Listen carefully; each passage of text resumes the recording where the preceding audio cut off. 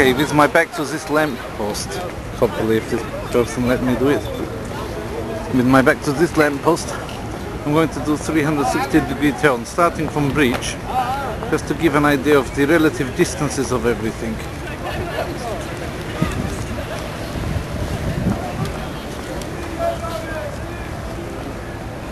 You can see it's really not all that far away. This is the Eminonu side, that's the side with Galatasaray Tower there, and you can see that even going up that way to Ortaköy and the bridge, where I have to obviously end the day, isn't all that far. You could walk it, is about 4 or 5 miles by the looks of things, maybe less. Of course less by straight walking, but I can't do the walking on the water, so I will be going around this outside if I walk it, maybe.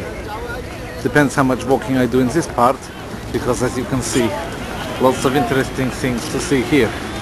This is Harem ferry boat. It's like a ferry with a lot of ladies on board who want to just do everything to please you. This is nothing for me, so I'll be giving it a wide berth. I promised to take this tramway up here, but actually I walked it. Maybe I made a mistake, I don't know, but in any event it's quite an interesting looking tram. And these are walls obviously of Topkapi Palace, which apparently take you a long time to get around Topkapi, and so I don't go inside it. And apparently if you don't go inside it and pay the money, you don't really see it at all.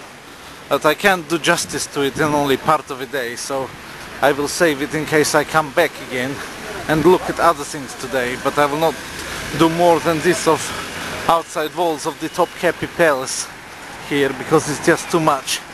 Very fantastic museum inside, and so obviously I can't do it. Here is artworks, especially everybody's favorite politician. You know, usually people hate politicians, yeah, until after they're dead. People like this politician even, well, he died in 1938 and now it's 2008, so 70 years after he died, and everybody's still loving him like he was the savior. So here we are, very popular man here. And here are all the Ottoman sultans, which is interesting. They are like the sultans of swing. We got a map showing all the Ottoman empires, half of Europe also included.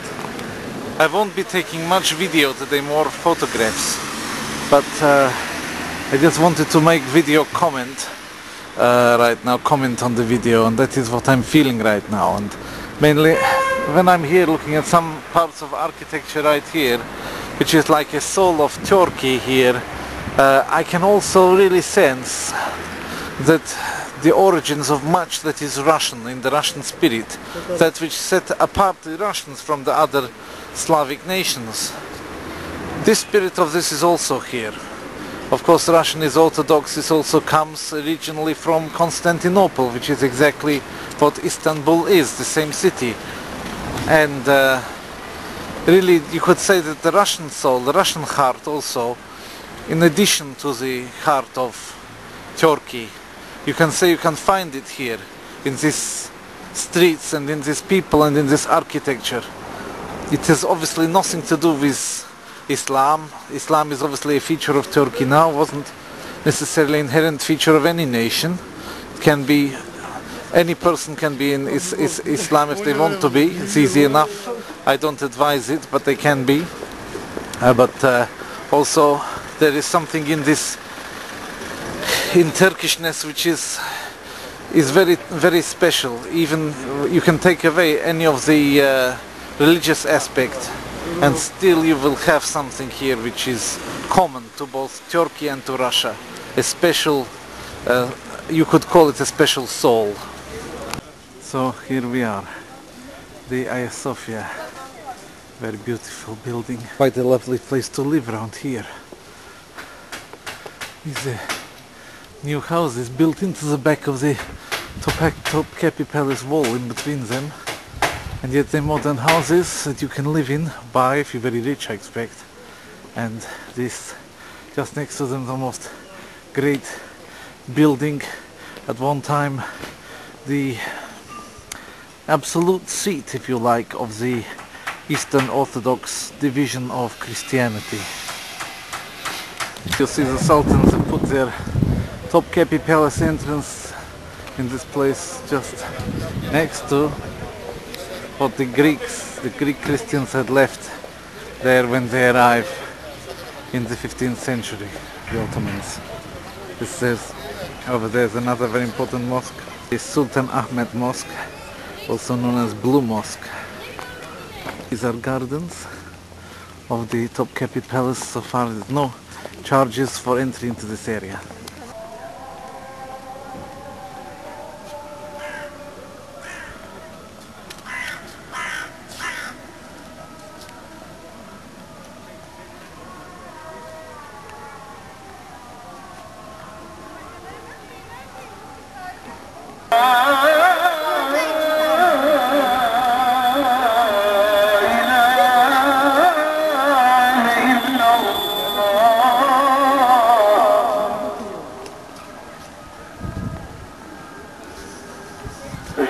Many izans from all over the city can be heard.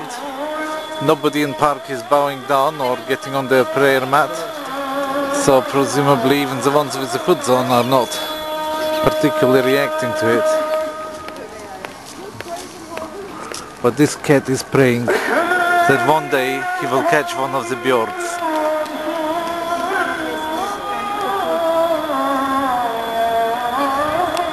I'm not saying that cat wrote music to this particular izan,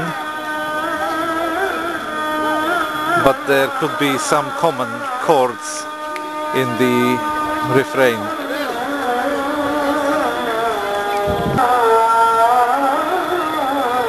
In fact, you have to say that they are in fact the only ones bowing at the moment.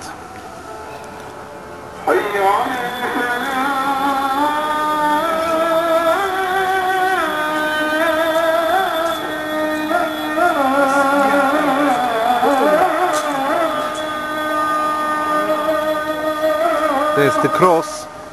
That's what I'm praying about, the cross.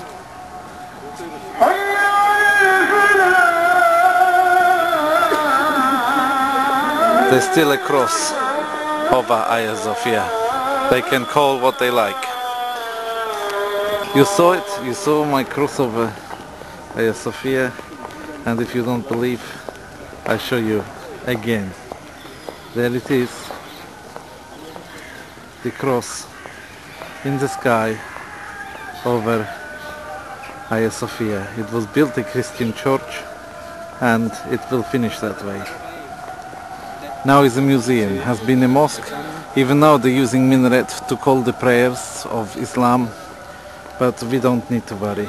Jesus will win in the end. Now I will make a very nice compliment which they deserve here in Turkey. I'm in one of the most touristic places, possibly touristic places you could find in the world. This is Constantinople, right next to one of the oldest and most fantastic buildings of the world, the Ayasofya, and right next to the entry wall of Topkapi Palace, the actual palace part. You have to pay from this point onward. I didn't go in because I can't do it justice, like I said earlier. And can you imagine what I pay for this cup of tea from this place here? Well, you would think maybe £3, maybe £2. This would be London, yeah? But we are not in London. I have to admit, some things about this culture are very, very nice and kind. And we need to learn from it, because I pay for this. Ask how much it costs. He says 50 kuruş. And 50 kuruş is Turkish for 50 lira. We are talking about 10p for a cup of tea. The same like you would pay on the street. No, not quite that. No, 20p. 20p. But the same like you will pay on the street. It's about what could you say? It's probably about 40 cents for this cup of tea. The same like you will pay anywhere in the city on the street. They don't try to capitalize from people coming to see their beautiful things. I wish we would ever learn that lesson in the West. Because this tea tastes nicer because nobody tried to rip me off over it. I'm telling you.